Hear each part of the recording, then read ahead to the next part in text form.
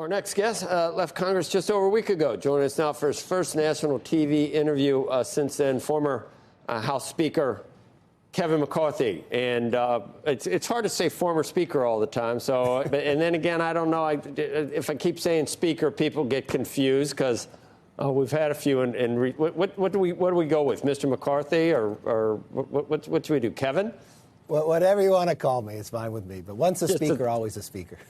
Yeah, once a Speaker, always a Speaker. So I'm going to do that. So it's good to see you. How you doing? How you feeling? How is everything? You watching from afar now? Are you pulling your hair out? You opining more? You going to come on unvarnished? I could always come on. I've been busy. I had once the new year, I had jury duty, and then I had to replace my hot water heater that broke and flooded my garage. So I've been busy so far. I think it's a cold water heater, isn't it? It's a hot water heater. Then you wouldn't need it. Yeah. Hey, do you think is this going to fly? How do you think the new Speaker, after what was another crazy? You watched that happen, and it was you were there for that. I thought it might be you again.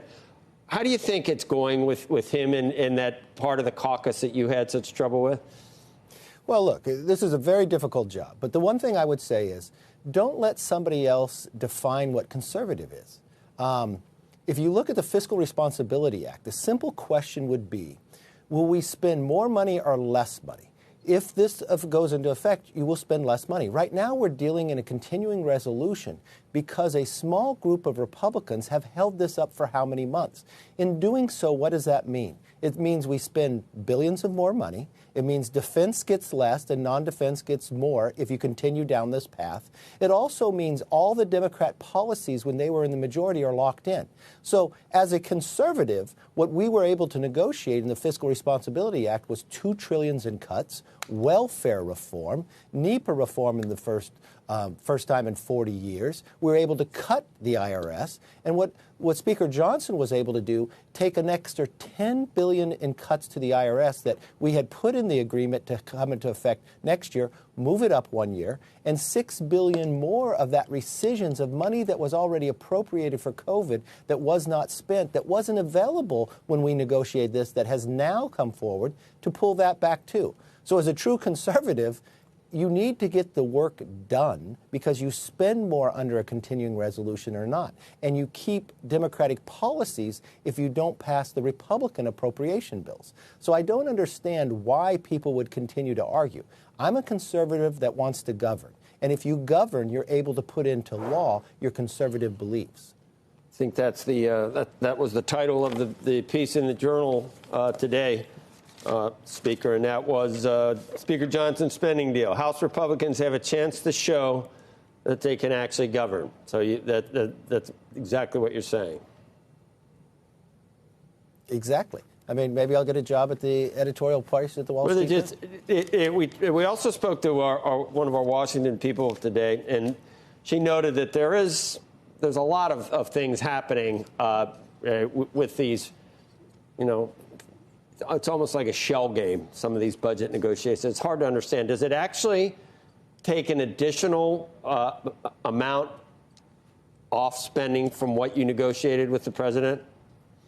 Well, it's in essence, remember, we passed the Fiscal Responsibility Act. And remember this, 2/3 of the Republicans voted for that deal. That was the debt ceiling deal. That's one of the highest numbers you have found.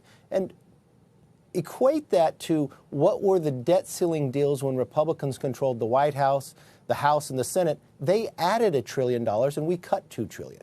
What we were able to do in this, the only difference from the agreement before was this actual moving up the $10 billion that we were going to we were getting the IRS, because this takes us to about $21 billion. And you have to remember this.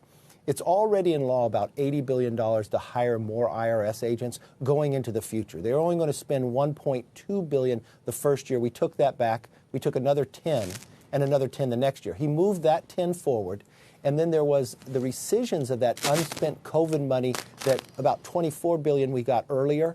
A new $6 billion came online that was not spent that Johnson was able to get. So in essence, it's the extra $6 billion into this agreement, which is less money.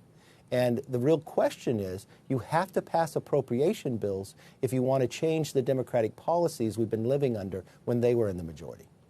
You said it's a tough job, and it is. And people say if you don't like the weather somewhere, just wait 12 hours and it can change. That's almost like the House. If you don't like the makeup of the House, just wait a little while and it's going to change. Is that going to have to happen before Speaker Johnson can feel totally comfortable that he's got a group of Republicans that are going to let him lead and do what he wants to do? Look, if I sat back and waited for someone to let me lead, it never was going to happen. The real question, I say, is the only place Republicans have the majority is the House. Don't give the power over to the Senate. Lead and move forward. Did I lose my job for leading? Yes, I did, but I'd do it all over again. Look at where the world looks like today with war breaking out, questions about the leadership within America. You've got a president that doesn't know where his Secretary of Defense even is. He's got a border rampant running over. You've got an economic issue going. This could be the best opportunity for Republicans to show their policies and actually win come November. The last thing you would want is to be sitting down in a government shutdown that benefits the president, that you take all his mistakes off the table. Show you can govern in a manner that runs government in a more efficient, effective, and accountable way, and prove to the American public that you deserve to grow your majority, win the Senate, and replace the individual in the White House. That is a perfect opportunity that you've had. The President Biden's current numbers are lower than any in modern history, lower than Jimmy Carter. This could be the best opportunity for this country to grow economically and grow for the party itself, and they're missing the opportunity right now. Can we look at each one individually? I'm talking about the Sure. 4 branches of government. Are there 4? 4 branches of government? I'm kidding. Looking at it. No, yeah. I mean, You're looking at me. I'm looking at you. I'm looking at you, kid. The judiciary. Some Democrats think that's the 4th branch. No, I was kidding. So let's do the 3. I know there's 3, and I know there's not 57 states.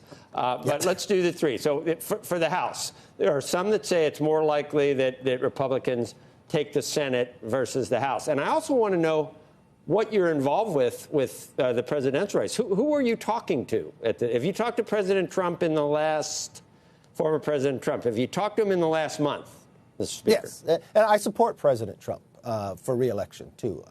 But let's walk through this. The pundits who say the House will flip, I've been the leader for 5 years. We never lost in the House. The Republicans lost in the Senate, the presidency, the governors, and everywhere else. We actually won 5 new seats in California when Pelosi was Speaker and I was leader.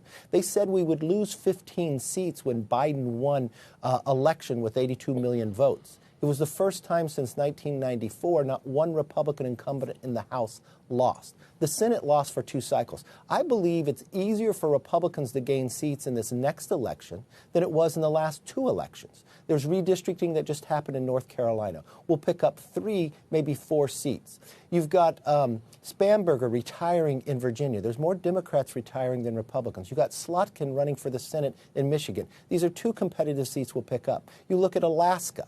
We'll win that seat. That's been more. The Republicans get 60% of the vote, but the Democrat has won because they got this system up there that it's a ranked system. We'll narrow that and get that right. I believe there's another seat in California, the Congresswoman's running for the Senate, that we'll pick up there. So we will pick up seats. I know they have to do redistricting in New York, but if you look at the trend in upper New York, it's going more Republican. You look at the crime, you look at the immigration. And if Biden is on the ticket, the Senate will go Republican. I know they lost the last 2 cycles. I believe they'll win this time. I believe that we will win the presidency if Biden is the nominee on the Democratic side. And you expect that? I expect that. Look, the expectations that you see, we're walking into this Iowa caucus. That weather is cold, but that will determine a lot in New Hampshire. Both nominees will be selected by around March 15th. So this will be a longer campaign than notice. And if this campaign is about rebuilding, restoring, and renewing America, Donald Trump will win. If it's about revenge, it's going to be a very competitive race.